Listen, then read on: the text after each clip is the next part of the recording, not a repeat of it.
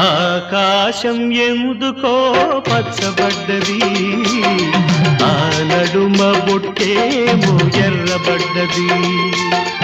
ఆకాశం ఎందుకో పచ్చబడ్డది, ఆ నడుమ బొట్టేమో ఎర్రబడ్డది. వీచే గాలుల తాకిడి, సాగే గువ్వల అలజడి, రమ్మని పిలిచే పైబడి.